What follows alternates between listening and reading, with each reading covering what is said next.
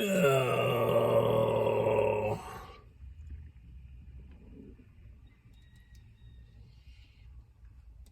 Oh my goodness. It's Friday, folks. Friday. Friday. Oh my goodness. Oh, what a week. You know, yesterday and the day before and even already this morning, it's like 6:45. I think it was about 6 o'clock when that text message came in. Well, I've had a handful of people ask me what's going on and stuff, and I had to sit there and scratch my head for a second because I was like, well, what's going on where?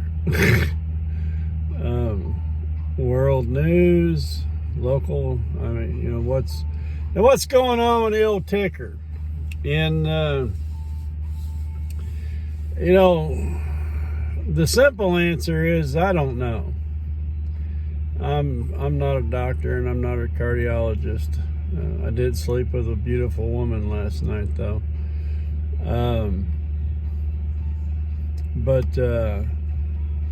So last Thursday, a week ago Thursday, I go down to Jonesboro, Arkansas to St. Bernard's, referral from Dr. George to go see Dr. Nair. And I get down there and, you know, this lady's like busy. I think I sat in the exam room for about 3 hours waiting for her. And during that time, Aug and I discussed many things, and I did some Googling. And I Googled Dr. Nair. And, you know, by coincidence, divine intervention, I don't know. But I've probably got one of the leading heart rhythm specialists in the United States. Not in Arkansas. Not in Missouri, but in the entire United States. Some of the journals that I was reading on some of the techniques that she's developed or advanced led her to being the very first doctor in the entire United States to use this new cath that does 3D imaging and blah, blah, blah. All way above my IQ. I don't know. But what I can tell you is your heart, about the size of a fist. You got 4 chambers, we all know that. And the top 2, that's where the blood from the body comes back in. Oxygen deprived blood. And it pumps from one side to the other and then out to the lungs. And after it's been oxygenated, it goes back into the heart, the bottom portion of the heart, and then it's pumped again and circulates throughout the entire body. Okay, my problem has been, there's something in my eye or on the eyeglasses. I think it was on my eye, dog hair or something. My problem has been in the past multiple blockages. And, you know, this is one of the things that her and I discussed, Dr. Nair, is the plumbing's okay. It's the electrical system's screwed. And that's her specialty. This woman got into this specialty because she lost her father at the age of 40 to the exact same heart disease or condition that I've got. And, you know, those that know me remember that I lost my mom to this when she was 50. I've outlived her by 4 years now. She died very young. Her sisters are still alive. Her mom just passed away at 90-something years old a few years ago. You know, so it's not a common thing for people in my family to pass young, but for the most part, everybody on both sides of my family going up the tree, I guess it's up the tree, have all had heart issues one way or the other, whether it's high blood pressure, high cholesterol, heart attacks. My dad, I believe, was in his late 30s. I think I was a year younger than him when I had my first heart attack versus his first heart attack. But anyhow, so what she did, Dr. George sent me down there to, in my mind, it was to go see this doctor about having a internal defibrillator / pacemaker installed. And I'm sitting there reading on her, and I realize that she is way more than just a surgeon that installs pacemakers. And so through our conversation, she explains to me that, and this is a question that I had in the back of my mind, and I believe I asked Dr. George about it, but she explained to me that if we just went in and put a pacemaker in, or an internal defibrillator, or if you were wearing the life vest, the charged vest that's got the pads on it that goes underneath your clothing, and when your heart's out of sync or out of rhythm, it shocks you, thinking that you're in cardiac arrest.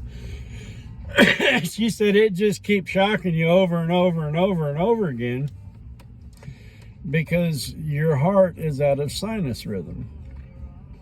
Okay, now the sinus node up in the top of the heart, in the top right chamber, sends out electrical signals to the muscles to make it beat, and then it sends a signal to this other node thing that looks like a sperm head that goes down to the bottom of the heart. And she's like, okay, there's a breakdown in communication. All right, so she went in and shocked a nerve, muscle, something, short-circuited that to make the top start working together again, hoping that will cause the bottom to fall back into line. And we saw the heart rate, 120, 135, stuff like that, 140, I believe one time I remember seeing like a 142 or something. And that's not necessarily 142 beats per minute. What it is my oxyometer, or my blood pressure cuff that reads my heart rate, is reading the multiple heartbeats that should just be one, okay? Because it's out of sync, so there's multiple beats when it should just be one or two. And we saw an improvement there. We dropped from 120, 130 down to 75, 80, which is a little bit high, but it's not horrible for a person my age and my condition. That's a good thing. Okay, is it in sync with the bottom? Well, the oxygen levels aren't as good as what I'd like to see.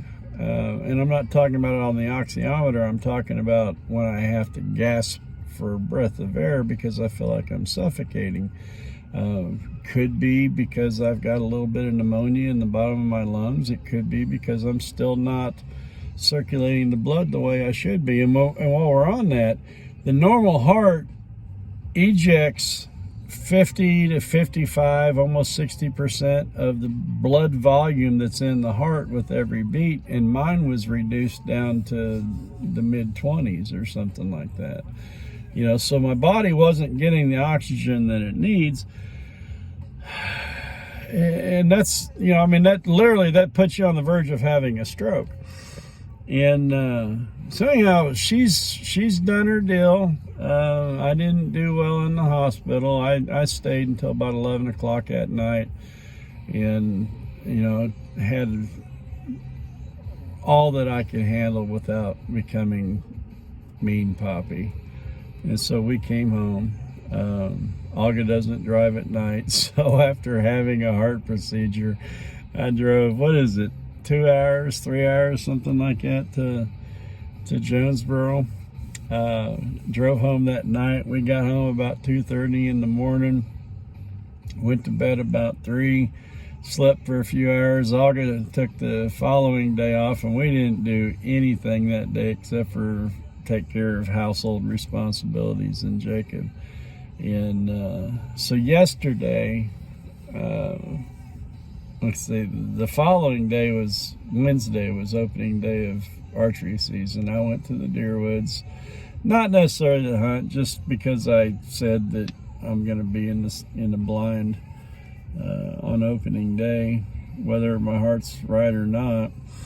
And yesterday I went and picked up Evan, and we went down to the deer woods and in his tractor and mine, and was bush hogging. And I'll tell you what, that man must have been running about 10 to 15 miles an hour, because he covered some serious ground yesterday. Myself, I was kind of moving slow, and apparently not slow enough, because when I got home yesterday evening, I had a pretty substantial bruise down on my leg, just south of where they entered the femoral artery in my groin. And there was 2 different places where they went in, 2 different sheaths, and it's bruised pretty good. Today we're going to take it easy. I do need to move some tractors, but I don't think I'll be moving very fast, I guess is the way how I should say that. And if you don't understand the importance of not bleeding down there, your femoral arteries, obviously they carry the blood flow to your lower extremities. A substantial puncture and a person could bleed out to death in 7 minutes. That's a dangerous area down there, folks. But I am Papi. Apparently I do have a heart, and I don't know that it's working right, but at least it's working.